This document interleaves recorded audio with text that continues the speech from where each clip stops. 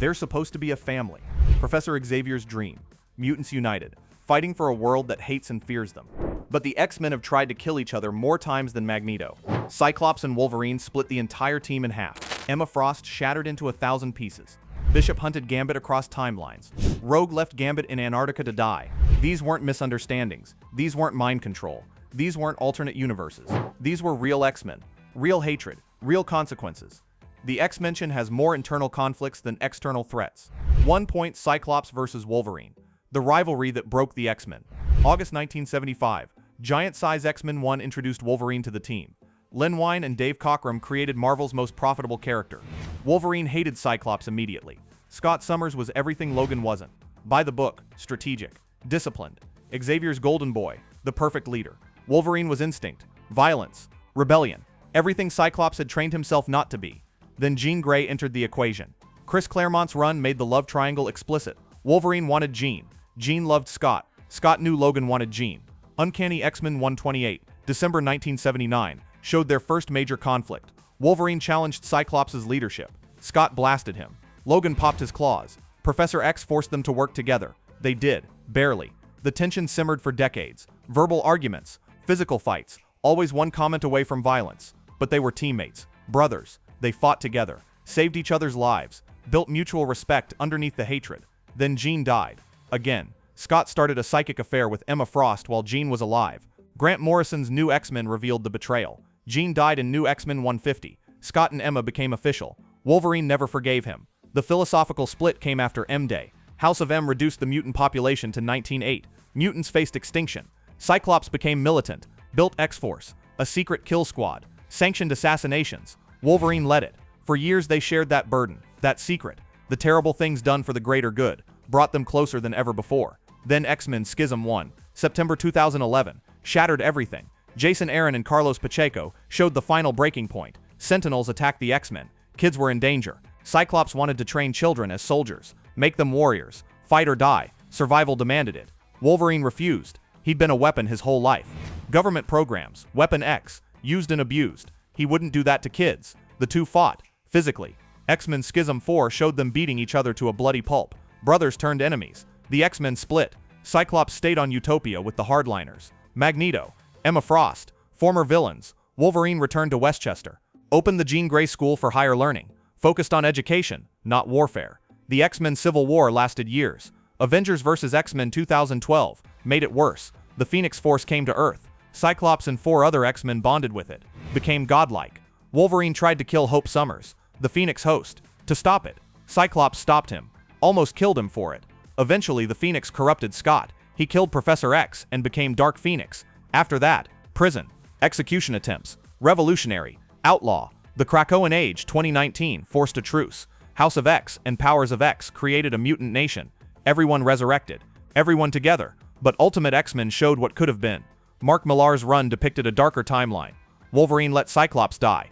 They were in the Savage Land. Scott fell from a ledge, hung there, begged Logan for help. Logan had a choice, save his rival, or eliminate his competition for Jean. He let Scott fall, left him to die. Told everyone Scott died in an accident. Scott survived. Magneto found him, healed him, brought him back. When the truth came out, Jean ended it with Logan. The X-Men turned on him.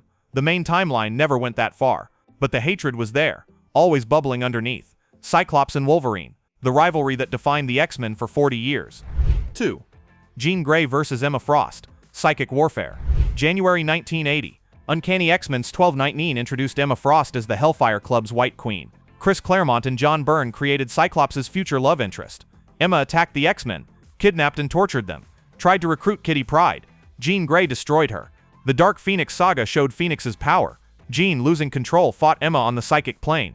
No contest. Phoenix obliterated Emma, left her brain dead, nearly killed her. Emma recovered, tried again. Uncanny X-Men's 1215's 1215 December 1979 showed her revenge plot. She kidnapped Kitty Pryde, manipulated her parents.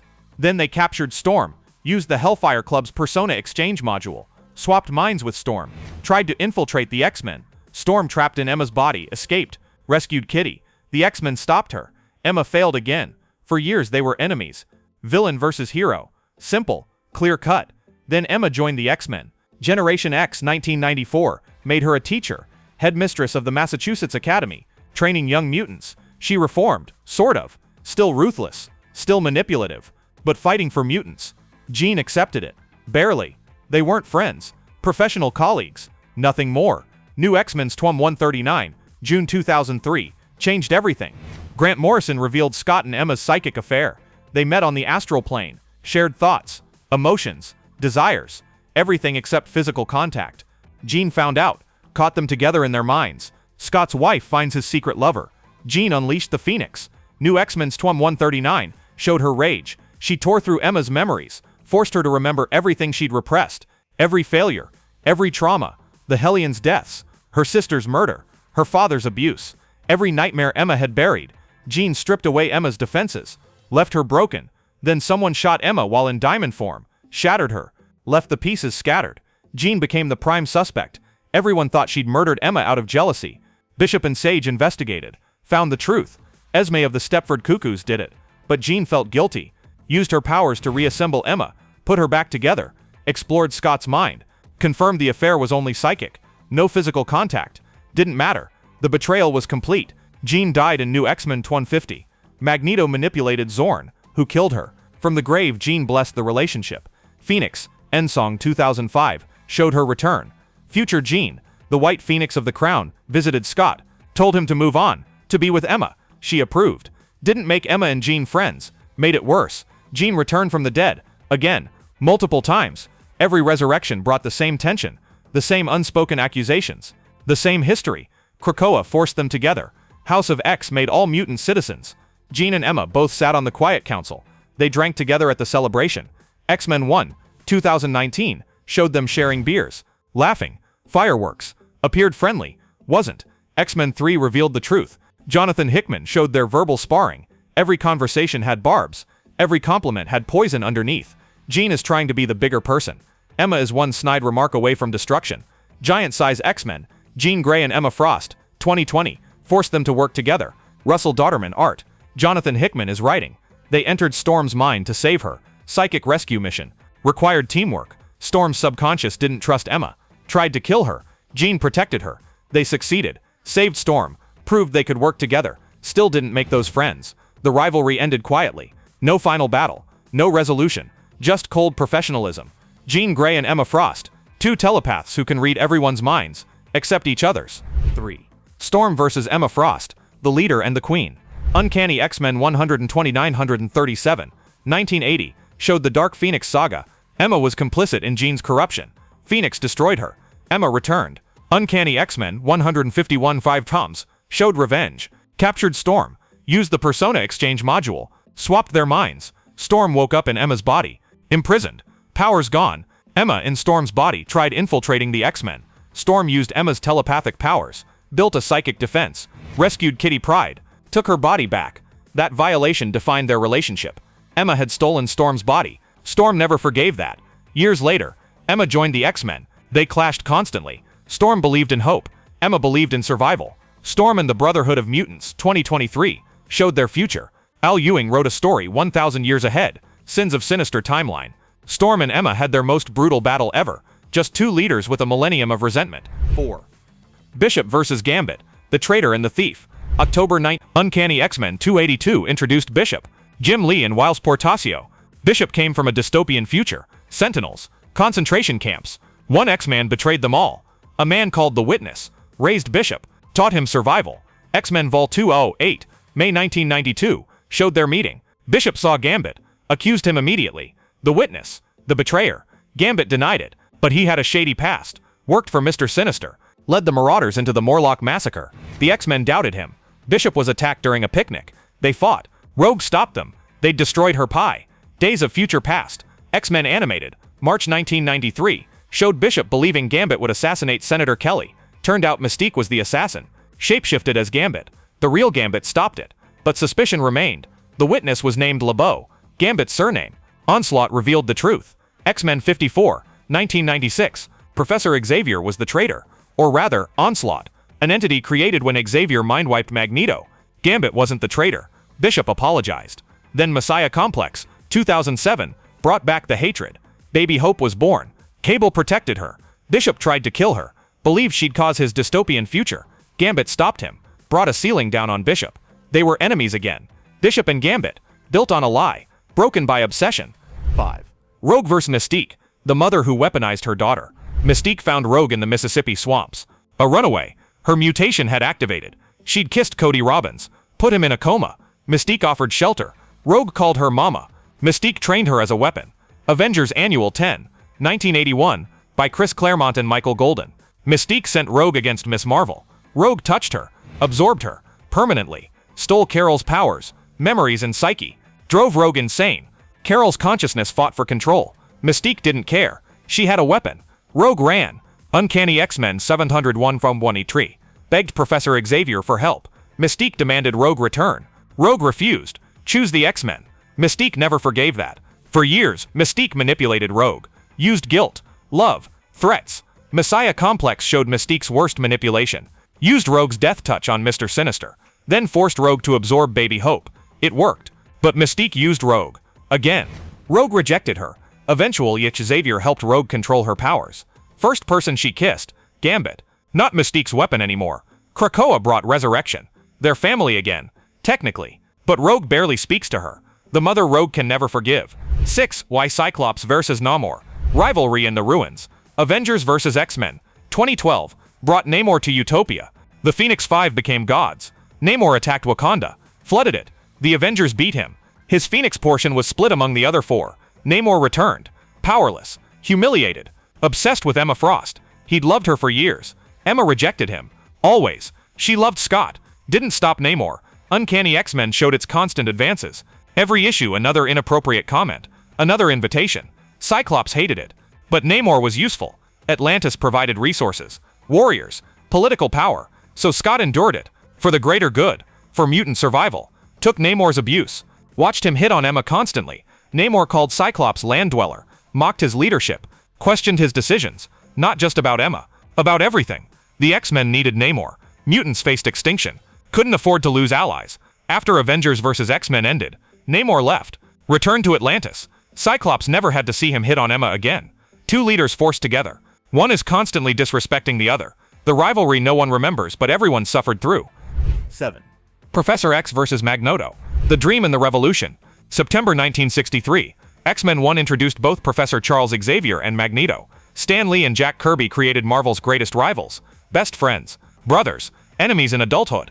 Xavier believed in coexistence. Magneto believed in survival. Both were Holocaust survivors. Both saw humanity's capacity for genocide. Both swore never again. They just disagreed on how. Xavier taught mutants to be heroes.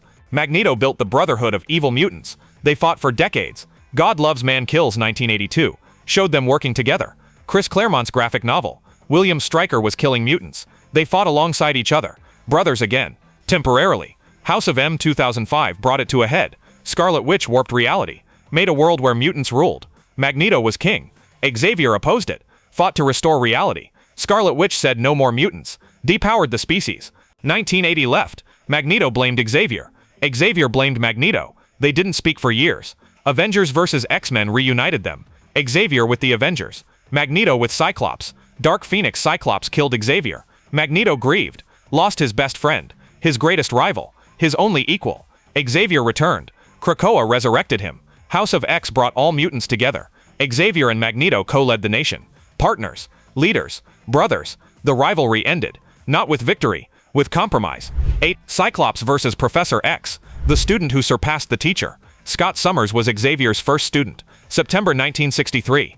X-Men 1 showed Xavier recruiting him. The perfect student. Loyal. Disciplined. For decades, Cyclops followed Xavier. Never questioned. Then Jean died.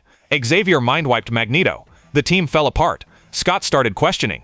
House of M shattered everything. Scarlet Witch depowered most mutants. 1980 left. Xavier did nothing. Went to space. Abandoned them. Scott became the leader. He rebuilt the X-Men on Utopia. Welcomed former villains. Built X-Force. A kill squad. Everything Xavier opposed. Xavier returned. Messiah Complex showed his horror. Scott had become militant. Xavier tried to reassert control. Scott refused. Told him to leave. Xavier left. His student had rejected him. Avengers vs. X-Men brought final conflict. Xavier sided with the Avengers. Scott bonded with the Phoenix. Dark Phoenix rose. Xavier tried to stop him telepathically. Cyclops killed him. Telepathic spike through the brain, murdered his mentor.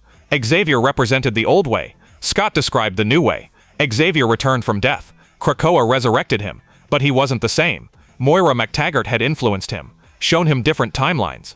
Xavier became pragmatic, cold, more like Scott. They co-led Krakoa. No more teacher and student, just two leaders. Cyclops versus Professor X, the son who killed his father. 9R, Marvel/Carol Danvers, The Victim and the Thief. Avengers Annual 10, 1981. Chris Claremont and Michael Golden. Rogue 17, working for Mystique's Brotherhood, sent to attack Ms. Marvel. Carol Danvers, superhero, Avenger. Rogue touched her, absorbed her powers, meant to be temporary, wasn't temporary. Rogue permanently absorbed Carol's powers, memories and psyche. Carol collapsed, powerless, mindless. Professor Xavier restored Carol's memories, not her powers, not her emotions, just memories. Carol left Earth, became binary, gained new powers, but she never forgave Rogue. Rogue suffered. Carol's psyche fought for control. Two minds, one body. Rogue begged Xavier for help. Uncanny X-Men 17-1 showed Carol's response. She attacked immediately, tried to kill Rogue. Xavier stopped her. Carol left Earth, rather than be near her. Years passed. Rogue mastered her powers, became a hero. Carol returned. Both Avengers, both heroes. Didn't matter. The hatred remained. Siege Perilous in Uncanny X-Men 247 split them into separate bodies. Carol Danvers' construct emerged, attacked Rogue.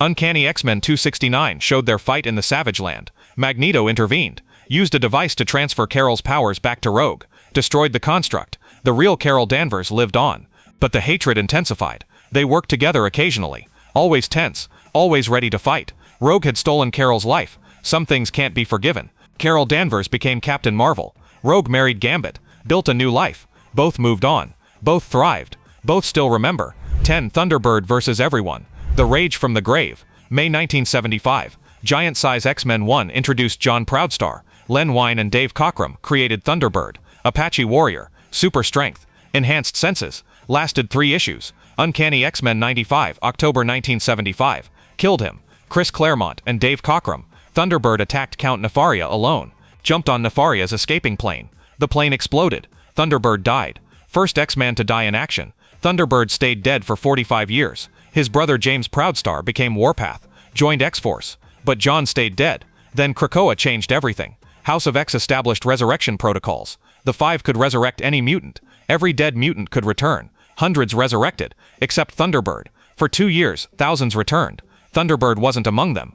X-Men 18 2021 revealed why. Jerry Duggan and Pepe Larraz. Thunderbird was in the Eldritch Orchard, Otherworld Afterlife. Scarlet Witch had connected it to Krakoan resurrection. Thunderbird came back, 46 years dead, returned to a world that had forgotten him. His brother was famous. Warpath was an X-Force legend. His teammates had lived decades without him. They'd died and returned multiple times. He'd stayed dead. Thunderbird was angry. X-Force 27, March 2022, by Benjamin Percy, showed his rage. He hated everyone. Everyone who left him dead. Everyone who forgot him. Professor X, Storm, Wolverine, the entire team. They'd abandoned him. Warpath tried to calm him. They'd mourned. They'd remembered. Thunderbird didn't care. 46 years alone in the dark. He joined X-Force, Cable's team, used his anger, channeled it, but the hatred remained. Only his brother escaped his rage. Warpath never stopped honoring him. The others, they'd moved on, built lives, died and resurrected repeatedly. While Thunderbird rotted, he's still on Krakoa, still angry. Some grudges last lifetimes. 10 X-Men, who hated each other. Not enemies, not villains, teammates, family, brothers and sisters. Cyclops almost killed Wolverine. Jean shattered Emma's mind. Bishop hunted Gambit across time. The X-Mansion has more fights inside than outside. But they keep fighting together, keep saving each other, keep being family. Because that's what the X-Men do. They fight for a world that hates them. They fight for each other even when they hate each other. Which X-Men rivalry was the most brutal? Comment below. Subscribe for more comic book deep dives.